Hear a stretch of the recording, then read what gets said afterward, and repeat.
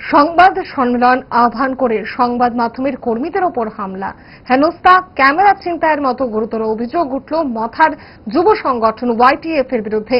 শুধু তাই নয়, অকথ্য গালিগালাজ সহ সাংবাদিকদের দেখে নেওয়ার হুমকিও দেওয়া হয় ওই সংগঠনের পক্ষ থেকে। ঘটনার পর সাংবাদিকরা দেখা করেন গোমতী জেলার অতিরিক্ত পুলিশ সুপারের সঙ্গে। তাকে অবগত করানো হয় ঘটনাক্রম। পুলিশ আধিকারিক ঘটনার তদন্ত সাপেক্ষে আইনি পদক্ষেপ নেওয়ার আশ্বাস দিয়েছেন।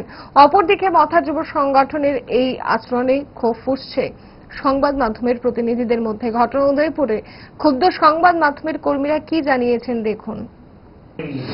রাজ্যের বুদ্ধিজীবী সাংবাদিকরা প্রত্যেকের সঙ্গে আমরা কথা বলেছি, প্রত্যেকে এটা নিয়ে বলেছেন যে আমরা যেন আমাদের কর্মসূচি এবং প্রতিবাদ জারি রাখি, এবং এটা নিয়ে সবাই দেখছে। আমাদের সিনিয়র সাংবাদিকরা, যারা ভেটেরান সাংবাদিক, তারাও দেখছেন এটা নিয়ে। এবং আমরা আজকে গোমতী জেলা এডিশনাল এসপির সঙ্গে আমরা দেখা করেছি, এসপি সাহেব নেই, আমরা ধর্ণা প্রদর্শন করছি।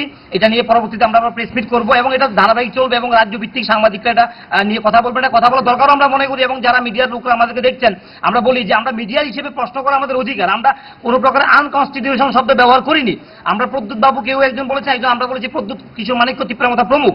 প্রদ্যুৎ মানিক্য কেন বলা হলো, এরপরেই কিন্তু শুরু হয়ে গেছে এই ব্যাপারটা, এবং ভিডিও ফুটেজ আমাদের কাছে যথার্থ প্রমাণ কিন্তু আমাদের আছে। তো এটা নিয়ে আমরা ধারাবাহিকভাবে আমরা চলবে আজকে।